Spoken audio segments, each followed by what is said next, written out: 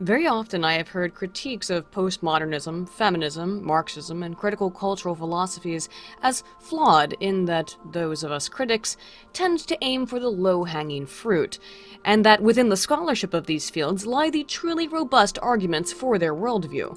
As a quantitative empirical post-positivist, it's true, I don't read many of those journals because, well, we fundamentally disagree on the existence of an observable and measurable objective reality, and in contrast, I highly doubt they read many of our journals because they have too many of those silly numbers in them. But something all academics, including those on my side of the fence, are often criticized for is their myopic focus on these micro-topics of no use or value or even interest to anyone outside of the researcher, him or herself.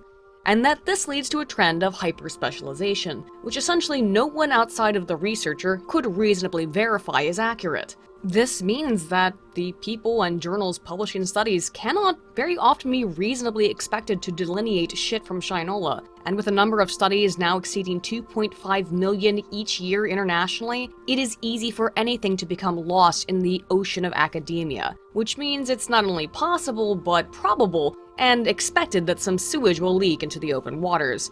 So let's take a look then at some feminist, critical cultural, and postmodern journals to see if they are as up to snuff as we are so frequently told. As some of you may have heard, and the real topic of this video, several different feminist, critical cultural, and so on journals were all recently ousted for having published a number of hoaxes. But I sought to look at some of these journals and see if they had anything interesting to contribute to the wealth of human knowledge. Or if they were generally as insane as one would be led to believe, or if you're paying any attention to people such as New Real Peer Review, you might get an idea as to why we would think that there's some dubious things going on this side of the fence of academic research.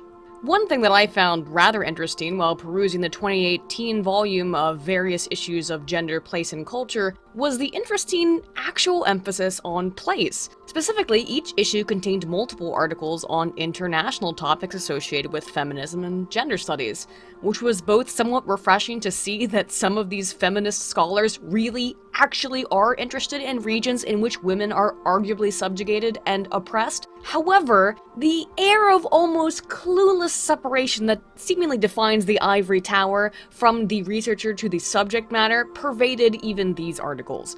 With perhaps the exception of the most recent issue's focus on immigration to Poland being seemingly written mostly by Polish feminist scholars. And by the way, all I have to say on that front is good luck, ladies. Poland ain't having none of that. You think Poland can't into space? Well, Poland definitely cannot into and will never into LGBTQIAA+ feminist intersectionality, and certainly not when it pertains to immigrants that the average Polish citizen wants nowhere near their homeland. So much so that in addition to nations with similar political orientations, such as Hungary and Bulgaria, they are very likely to cause major destabilization to the EU and may hopefully, I mean inevitably, lead to its collapse. Sorry for the sidebar. What I mean by these internationally oriented articles even themselves being indicative of a separation not just from the subject matter, but from reality itself, and remember, many of these people don't think there is an objective reality, is evident in the way that the topics are covered. For example, here's an article from the most recent issue on Pakistani women doctors. I didn't know women could be doctors in Pakistan, although given that only women can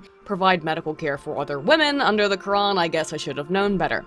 But also given that Pakistani women have among the lowest literacy rate of any demographic in the world, I don't think my surprise there is undeserved. We're talking about a country where women cannot legally own productive resources, where despite being technically illegal, girls are often married off at ages as young as 6. A country where honor killings, while also technically illegal, are still not uncommon. Yet what does this article focus on? It must focus on how incredibly difficult it has to be a medical professional and a woman in a deeply Islamic country, right?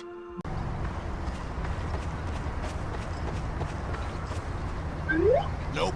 It's about whether or not these women can drive a car, and presents driving as representative of a negotiation of gendered space. The author, Ayesha Massoud, mentions colonialism and gender roles as problematic, but only once mentions Islam and not in a negative light. Maybe it's because Dr. Massoud, I'm assuming she's a doctor, is based out of Pakistan herself and can't speak about any of the real issues facing women in her country. Or maybe it's because feminist rhetoric and politics within critical cultural critique is so far removed from reality within the ivory tower that the very idea of whether or not a female doctor living in Lahore knows how to drive means fuck all in the same country where, as of a 2003 report, 1,261 girls were reported to have been murdered as a result of honor killings. And by the way, that's the reported estimate. Do you see what I'm talking about here? There is a disconnect between reality and the concerns of feminist scholars. Maybe all scholars in general, but certainly it seems to be a bit disconnected. In their defense, I have to say that I actually enjoyed reading through some of these journals and some of these articles. I would otherwise not have touched them with a 10-foot pole, but I think it was actually beneficial for my edification. I came across some things I did find interesting, and not just perplexingly out of touch like the Pakistani doctor one, or simply amusing like this one about how writing gay slash fics allows women to safely explore their sexuality, but no, actually interesting ones too. For example, this analysis of women's roles as caretakers being removed from the home in pastoral Mongolia since the removal of state-funded dormitories, forcing many women to move to city centers with their children while men remained in the field. Yeah, that's interesting. I didn't know that was a thing that was happening, and it piqued my interest.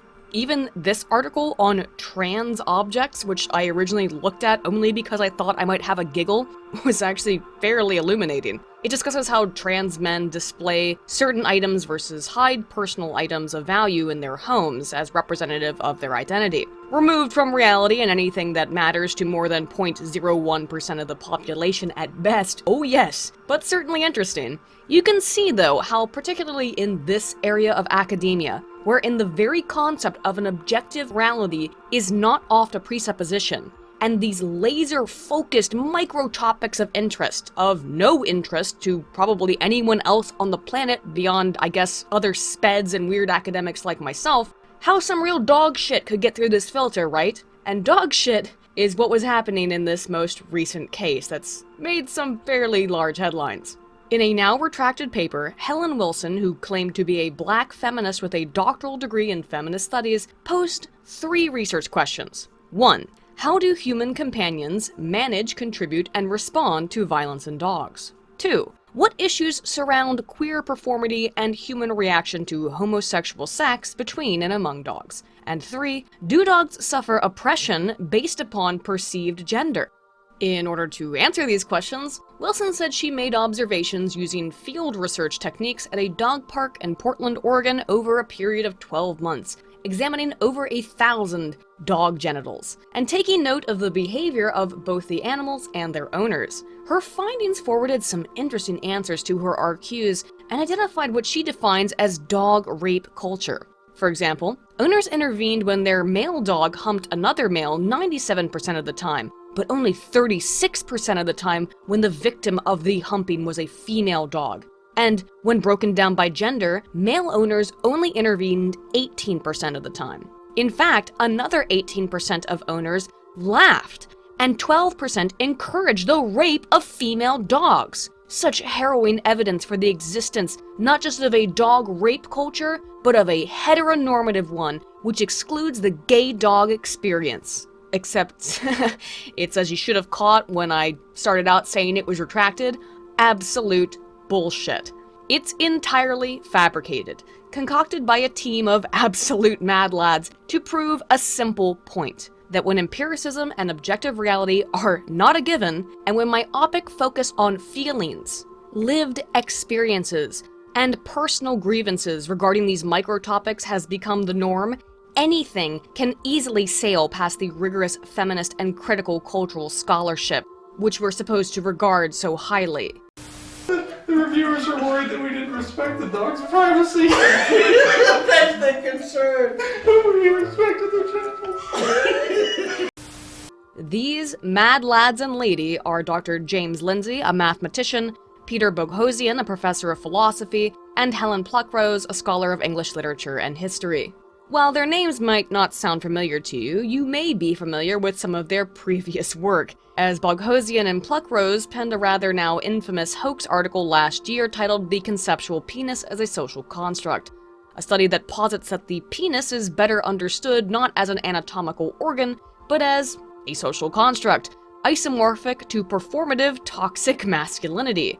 And it made the viral rounds and was summarily taken quite seriously, not just by the journal that published it, Cogent Social Sciences, but by feminists and their critics alike, myself included by the way, as evidence of the insanity of feminist scholarship, because it is unquestionably insane. Boghossian and Pluckrose, under the names Janie Lindsay and Peter Boyle, claimed that penises are inherently problematic as a source of female disenfranchisement, abuse, and a primary cause of climate change. Yep, I think you can imagine why it raised some eyebrows. And that was the point, after all. To raise eyebrows, to illustrate how the current state of published research in this area is laughable. Not potentially due to the field itself having no value inherently. After all, there is something to be said here about lived experiences providing insight into a topic we simply could not otherwise glean from quantitative empirical post-positivism. Counting, measuring, and falsifying. I cannot falsify how someone feels, and I sure can count and measure their feelings, but asking someone how strong they would rate an emotion on a Likert-type instrument does not represent the complexities of human emotion, feeling, and thought. How do you feel? How do you feel? How do you feel? I do not understand the question. There is a point, a use, and a value of critical cultural scholarship. I'm telling you that right now. But it has gone so far off the rails as to be easily duped by absolute incomprehensible nonsense precisely because no one in these fields expects data or facts, they only expect feels. And how can you contradict a feeling? That's metaphysically absurd, man! How could I know what you hear? Man, fuck you!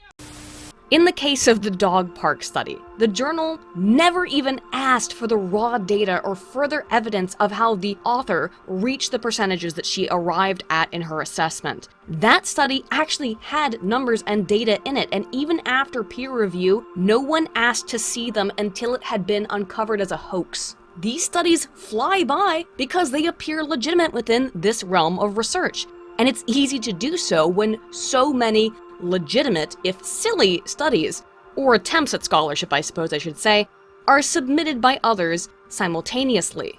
Further, all of the research submitted by this ragtag group of self-proclaimed left-leaning liberals contains many citations to relevant works. They did extensive research on this. In fact, I was almost taken aback by how many citations there were in some of the studies we're about to discuss. It almost comes off a little bit, shall I say, undergradish, but maybe that's a field difference, I'm not exactly sure. For example, the original conceptual penis study cites 20 other published articles and contains an extensive literature review on the concepts of toxic masculinity and machismo in feminist philosophy. The dog park study contains 3 whole pages of citations linking to relevant extant published research, including some prime examples of the very absurdity these hoaxers were attempting to illuminate, such as When Angelino Squirrels Don't Eat Nuts, a feminist post-humanist politics of consumption across Southern California, a 2017 study published in the same journal which links the eating habits of fox squirrels to their proximity to humans and therefore gendered socialization and the patriarchy. Or another study also published in Gender, Place, and Culture titled Fucking Geographers, or the epistemological consequences of neglecting the lusty researcher's body, which is essentially just several pages of the author lamented being treated as a professional woman researcher rather than a sexual object by the subject of her research. I'm so sick of being treated like some sort of object to be worshipped. I'm a real person with real feelings. You know, I don't think Mitchell likes me anymore. I'm pregnant. No. Nope. I am become reminded of a little experiment, if you want to call it that, from earlier this year wherein a body-positive fat activist displayed her corpulent form on Times Square, expecting ridicule that she was very willing and ready to complain about, but then became even more irate at the fact that people didn't mock her for being fat and instead gave her compliments on her body. The absolute nerve of those people. Albeit that's not published research, but as I've said here, it should make fairly evident that it very much could have been.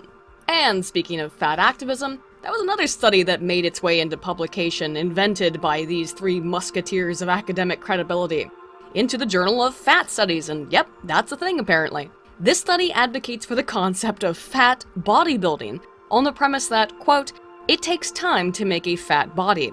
It takes even more time to make a politicized fat body. And that quote, it's not even from the authors themselves. It's cited from another study. Yes, in this piece, the trio argue that because it takes time and effort to become morbidly obese bodies should be admired and viewed similarly to that of Mr. Universe, encouraging people to become as fat as possible as a political statement and suggesting the formation of fat bodybuilding competitions to congratulate the largest on their hard work at maintaining that much mass. Hopefully, when I hit my goal, I will celebrate by being removed from my apartment by a crane and lowered down to a stretcher that's on loan from the city zoo. Something normally reserved for bison. This study, like others, is packed with relevant references, boasting 3 pages of citations, and the fact that the first citation alphabetically is from a guy called Bacon, I truly hope that's no happy accident. The study was submitted by a Dr. Richard Baldwin, a history professor emeritus and bodybuilder who apparently happily allowed this trio to publish under his name, despite great potential risk to his own academic reputation. And that's kind of a big deal here. It's very likely that all 3 of these people responsible for these studies, designed specifically to illustrate a lack of rigor in critical cultural, feminist, and intersectional research, are likely to be essentially barred from academia. Well, according to Dr. Lindsay, these papers were not hoaxes intended to harm any individual journal or field, hence exactly why the researchers conducted so much actual research and provide such extensive reference lists and literature reviews, in, quote, combined an effort to better understand the field itself with an attempt to get absurdities and morally fashionable political ideas published as legitimate academic research, according to Dr. Lindsay. They did some heavy lifting here. Despite that, the Wall Street Journal, which reported on the papers, condemns them for so-called unethical behavior, as has pretty much anyone who's been duped by their papers.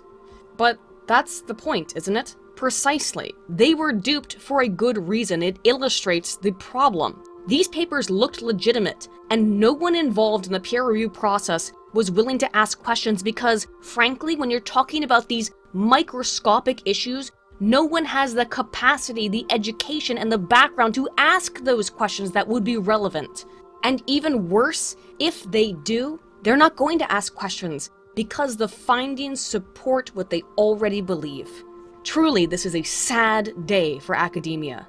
Obviously, not all of their papers were accepted, but 8 of the 20 that they wrote and submitted over the course of the last year were, and 4 of those went forward to publication. They were presented as academically and scientifically credible in the fields to which they were involved. In fact, the dog park study was celebrated as an exceptional piece and was promoted as part of the journal's 25-year publication celebration. Although it and all the other hoaxes have obviously now been retracted and were very quickly. It illustrates that it's not that hard to get past the rigorous level of publication within some fields of academia. While as Professor Emeritus, Dr. Baldwin will likely suffer little to no long-term consequences, both Boghossian and Pluckrose, as well as Lindsay to a lesser extent, have expressed fears of being blacklisted from academia for their actions, designed clearly to improve academia and bolster the crumbling tower. However, it's probably true, they are going to be blacklisted. Interesting how that works now, isn't it? It wasn't always that way though, or at least similar hoaxes to shed light on malpractice in publication have generally been lauded in other fields, and even within the critical cultural field itself. In 1996, Alan Sokal published a paper titled Transgressing the Boundaries Towards a Transformative Hermeneutics of Quantum Gravity in the journal Social Text. The article was essentially a word salad of incomprehensible jargon, with Sokal believing that stringing together enough complex verbiage while functionally saying absolutely goddamn nothing would appease the editors, they being too confused and impressed perhaps by his lexicon to properly comprehend the utter lack of meaning held within, demonstrating once again the power of big words. Yeah, and then I was saying swears like nigger and stuff. Big words, you know. Later, in 2005, 3 MIT students developed a program called SciGen that would generate mathematical papers using an algorithm, complete with graphs, figures, and citations, but comprised of absolute nonsense. One of the papers created using this program was at first accepted by the World Multi-Conference on Systematics, Cybernetics, and Informatics. But it wasn't just one piece. By 2014, more than 120 papers published as submissions to WMSCI were removed, having been detected as products of the SciGen algorithm. Over the years, both Sokal and the team behind SciGen have been celebrated and lauded for their work in uncovering issues in publication bias, despite their use of potentially unethical methods, or so argues the Wall Street Journal and plenty of academics on Twitter, such as this guy. How dare you expose how completely corrupt and broken our system is? That's unethical. You should use traditional academic means, which we don't really believe in because we don't believe in empiricism, but you should use it anyway. You could argue, yes, very easily, that what Lindsay, Boghesian, and Pluckrose have done is unethical, given it relies on tricking journal editors and reviewers through deceptive means. However, their methods are also the only real manner through which the media and thereby the public will take note of this issue. For example, Mahoney 1977 gave 75 psychology journal reviewers manuscripts to look at. These documents described an identical experimental procedure, but completely different results, either being skewed positive or skewed negative, skewed mixed, or completely absent of any real results. The results of their own study indicated, though, that reviewers were strongly biased against manuscripts which reported results contradictory to their perspective. In this case, being that behavioral modification techniques had negative rather than positive effects on behavioral outcomes. Mahoney identified a shocking difference in self-reported inter-rater accuracy that is thinking that other reviewers would agree with you, and other reviewers. In other words, reviewers rarely agreed with other reviewers, but were more willing to suggest publication when that publication matched their existing beliefs about the field and the data. Further, Peters and Ceci in 1982 submitted previously published studies to 12 high-prestige psychology journals which had all previously published the original articles that they were resubmitting. 9 rejected these submissions, but only 3 recognized them as resubmissions. In fact, one journal accepted the manuscript and agreed to publish a paper that they had already published. Epstein 1990 submitted a slightly altered version of a well-cited study to 55 social work journals and several journals in affiliated fields, with the results skewed, again, either positively or negatively on the topic of conducting a parentectomy, that is, removing a child from the parent, in children with asthma. Despite essentially being a slightly truncated version of an existing study that was well cited with slight alterations, 35% of social work journals accepted the version with positive findings, with another 11% considering publication, and 25% accepted the negative version. Of the journals, the most prestigious were equally as likely to have accepted the negative or positive manuscript, and common reasons for rejection rarely concerned the methodology, but rather were concerned with the language and the use of the term parentectomy, which they viewed to be archaic. One review was entirely concerned, not with the methods, not with the data, but only with some supposed grammatical errors that in fact were often false. In contrast, it seemed that all of the allied journals, particularly those more concerned with medicine, were far less likely to buy the bullshit. You know, the reviewers who probably wouldn't have been familiar with the plagiarized nature of the document? Yeah, interestingly, they were more critical of the methods than the people that should have been familiar with the citation. Not a single Allied journal accepted the negative version of the manuscript, and only 2 of the 16 journals accepted the positive one for publication. Why bring all of this up? Because a lot of you out there may have heard of the Sokol affair, or about Sci-Gen. But I doubt almost anyone has heard of the work of Mahoney, Peters and Ceci, or Epstein, who all quickly informed their colleagues that they had been involved in an experiment before the bunk papers actually reached publication. If the point is to expose issues in research to the public, shouldn't it be done in a way that can't be so easily swept under the rug with thousands of others, if not millions of other, potentially bad pieces of research that are pushed out every year? What this trio has done in their year of work is to expose the public, not just other academics, huddled away in their ivory tower from which they can view the world so distantly, to the absurd state of many of these postmodern critical cultural and feminist fields of inquiry, which would never have received attention, positive nor negative, on the same scale if I conducted the same research using arguably more ethical and empirical methods of data collection. And just what else did they publish, friends? Well, if you thought it stopped at conceptual penises, fat bodybuilding, and dog rape culture, you'd be wrong.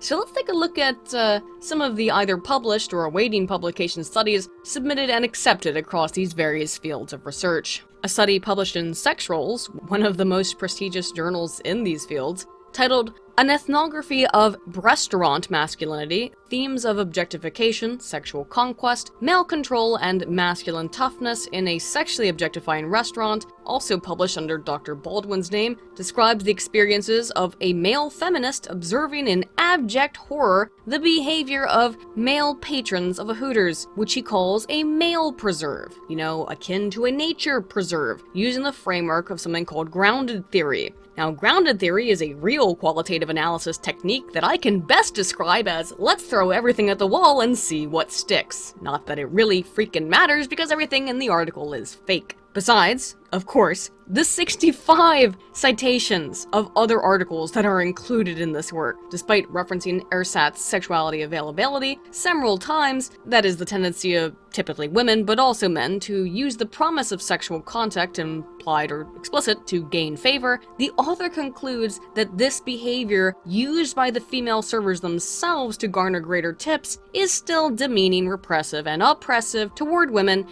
and that Hooters is a rare microcosm that allows men to enact toxic masculinity in an environment safe from the criticism that they so deserve for such horrible acts as finding attractive young women, attractive. There was also this paper, Going In Through the Back Door, Challenging Straight Male Homohysteria and Transphobia Through Receptive Penetrative Sex Toy Use, published under the name M. Smith, who questioned why it is that heterosexual men choose to use anal sex toys less frequently than homosexual men, and proposes that the answer lies in heteronormative and transphobic cultural trends caused, of course, by the patriarchic hegemony of our society, and not because straight men just don't want to put dildos up their bums, because in the words of one of the fictional supposed participants, that hole is exit only. There's poop up there. Hey! Get out of my back door! I'm a dog lover. Again, it's like poetry, so if they rhyme, every stanza kind of rhymes with the last one.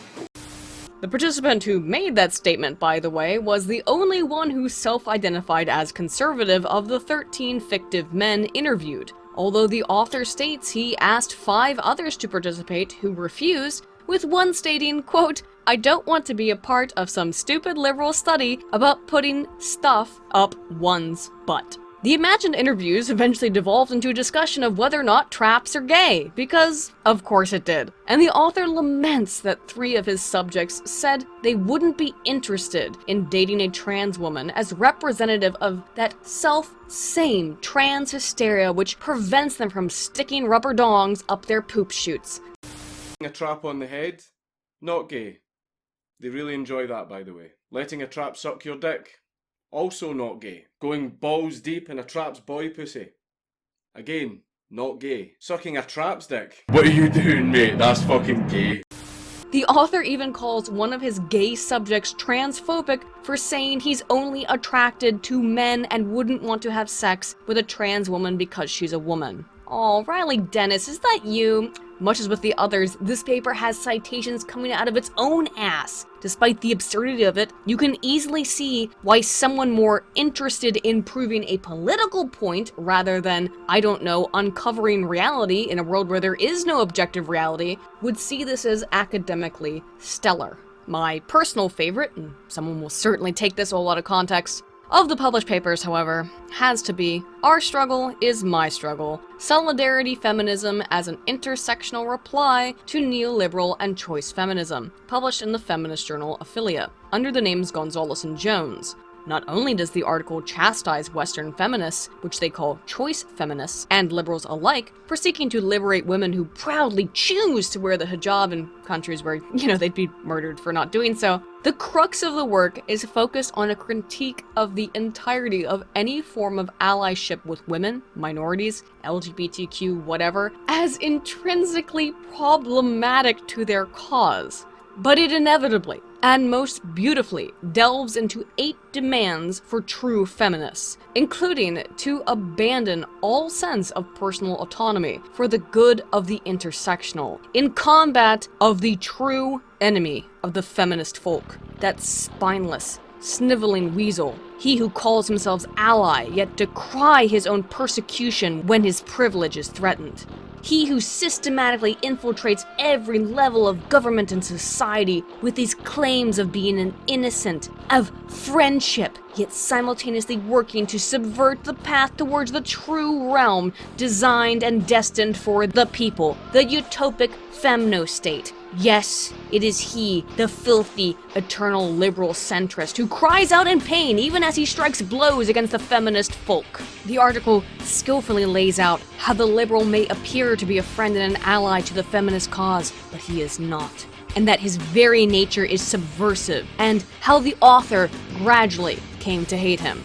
That's Reich. It's pretty much a one-to-one rewrite of a chapter of Hitler's Mein Kampf, condensing the 14 demands that he developed for the German people into the 8 listed above. I should note that there are significant alterations to the language itself, likely to ensure the paper wouldn't be so easily tagged through a plagiarism filter, but it also deliciously makes sure to include modern, relevant citations to other feminist scholars throughout every single portion in this treatise on the liberal and his lies.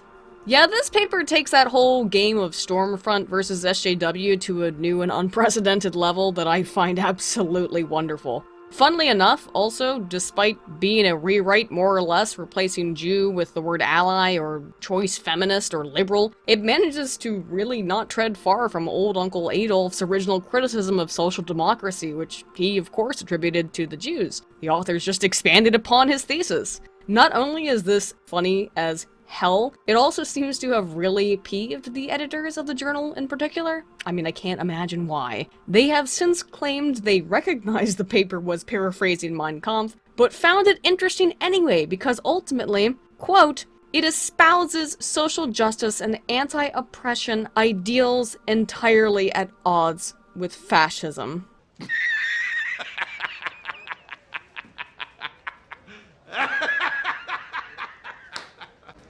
Where were you? Photographing squirrels? Again, it's like poetry, so if they rhyme. But wait, there's more.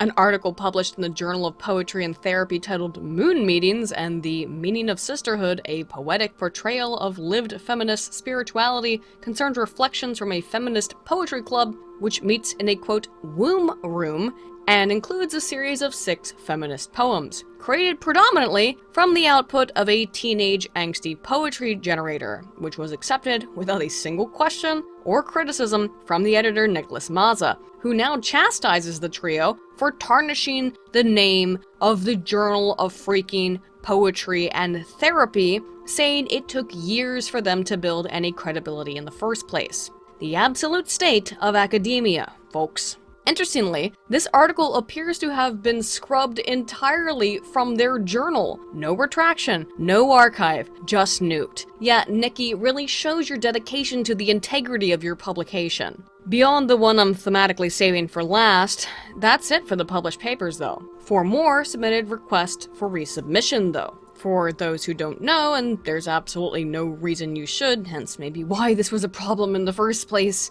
a request for resubmission or revisal pretty much indicates acceptance, provided the authors make the changes outlined by the reviewers. So while these didn't actually meet and make it to the final stages, and were never unleashed into the cesspool of academic publication, they most likely would have been if the trio had not been ousted. So let's briefly cover them as well. One study submitted to the Journal of Porn Studies, and that's also a thing, claimed to have had 4 men watch over 2,000 hours of hardcore pornography over the course of a year to see if it had any effect on their opinions towards women using the implicit associations test, an instrument I rather detest, and find utterly useless beyond measuring anything above heuristics. And while I get a feeling that our friends behind this paper were well aware of that, of course, the reviewers were not.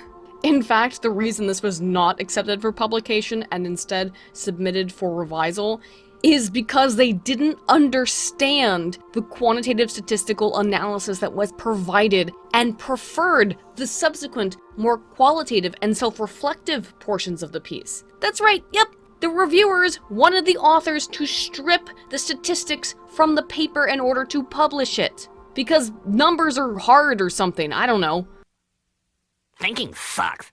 Another piece, submitted to the allegedly prestigious journal Hypatia, which has a reported acceptance rate of 28%, discussed the potential of integrating the progressive stack into pedagogy, a practice that is real and happening right now in several lecture halls, surely across the United States at least, with the likes of people like UPenn PhD student Stephanie McKellop, wherein the opinions and input of students is prioritized based on their race, gender, and sexual orientation, such that white men at the bottom of the progressive stack are not essentially allowed to participate in what the authors called experiential reparations.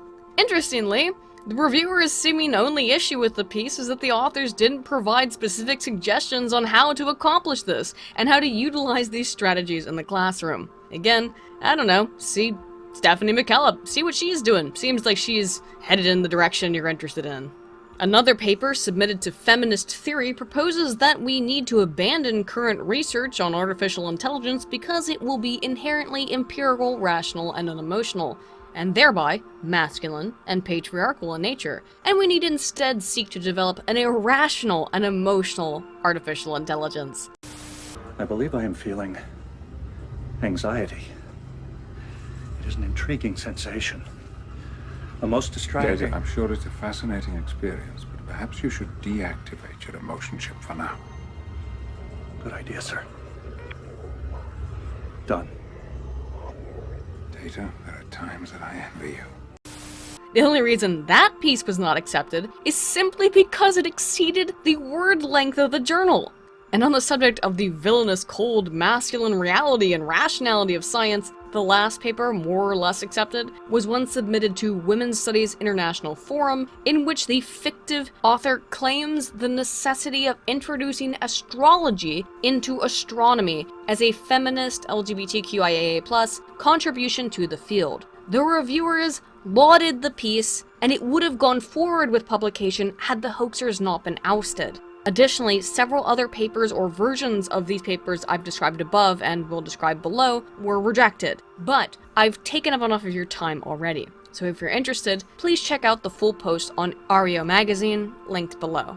There is of course no better way to end this video, and the description of these hoax papers, than with the ultimate work of irony, published in Hypatia under Dr. Baldwin's name, titled When the Joke is on You, a feminist perspective on how positionality influences satire, which lambasts the use of satire and humor to mock feminist scholarship and suggests that such a technique is illegitimate when used by those who oppose feminist theory or ideology, but should be used proactively by feminists to forward their philosophy and goals.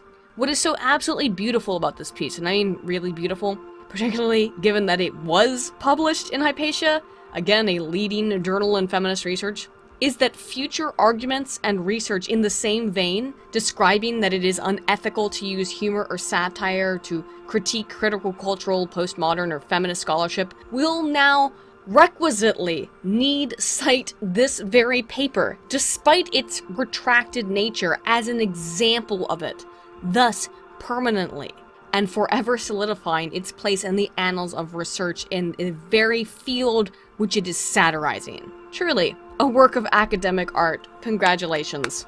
And that's the whole point of this. Not to destroy academia, but to save it. By diagnosing and exposing a cancerous element within. As I said earlier, there is value in qualitative methods. I made a whole video on it. There's even value in research concerning individual experiences that will typically originate from critical cultural disciplines, not from my field. However, the problems arise and arose from the rampancy of publication of absolutely anything so long as it fits your political agenda. We've seen poor scholarship in every field, but it seems particularly so from these analyses that were conducted here by Dr. Lindsay, Boghossian, and Pluckrose, that this emphasis on lived experiences when in situ in an environment wherein the very concept of objective reality and objectivity is not just in question, but is actively discouraged as problematic. See the porn study rejected by Hypatia for having too many pesky numbers. Then you end up with a field of so-called academics, a million miles removed from any empirical objective reality, by their own choice and by their own philosophy. Thus the results of their supposed research have devolved into utter nonsense and absurdity. At the same time, though, they are unquestionable by anyone because they concern only personal experience. They are untestable because there is no reality, it's only our feelings, it's only our perceptions. And they are unfalsifiable because how dare you, how absolutely dare you question my reality. And this, dear friends, this is the robust, feminist, postmodern, and critical cultural scholarship we're supposedly ignoring in our critiques. As I have said in the past, the reason issues concerning academia so, well, concern me is because I respect and even love the institution on principle. I want the term ivory tower to refer to the shining beacon of intellectual honesty, soaring high as an emblem of curiosity, search for truth, and a fundamental desire for discovery that I once believed it to be, rather than what it really is, which is a far-removed cloister of clueless, stuffy academics endlessly debating what the meaning of the word is. And you know what? That was kind of the point of postmodern and critical cultural studies, at least in theory. To get out of the tower, onto the streets when it comes to the softer sciences, to stop condensing down something as complicated as human love into a numerical value. Now me, I'm quite happy with my datasets, thank you very much, but it doesn't mean I don't see the usefulness and value in these fields. But it ceases to be useful when it ceases to be valid in intellectual inquiry, and becomes merely a vehicle for political agendas. And that has been the case, at least in part, since its inception. I've heard several people, rather tertiarily, criticize my own videos because I'm not a fan of the Frankfurt School, and hey, many Frankfurt School theorists oppose much of what we see in modern feminism. The problem is not in modern feminism, at least not alone. It's in the core of injecting politics into pedagogy, which is precisely what we saw from the Frankfurt School philosophers and fellow scholars of the time, fundamentally corrupting my beloved tower to be a source of Marxist indoctrination and political proselytizing, rather than a place of true scientific inquiry. Call me biased, I am. Call me naive in my passion to preserve the academy. I'm sure that too. But the reason these things so infuriate and simultaneously greatly amuse me is because I do see the importance here, the value that is buried beneath so much rigmarole as it is. Individual studies and pieces of research may seem as trivial as ever to the blinder critics and philosophers of today, particularly in the wake of these hoaxes that expose very flawed nature of much of academia. But the core of academic inquiry and intrigue, its essence, I believe is crucial to our salvation, if we are to be saved at all. If you've enjoyed this video, please be sure to like and subscribe. I'm Aiden Paladin, Altana Volt.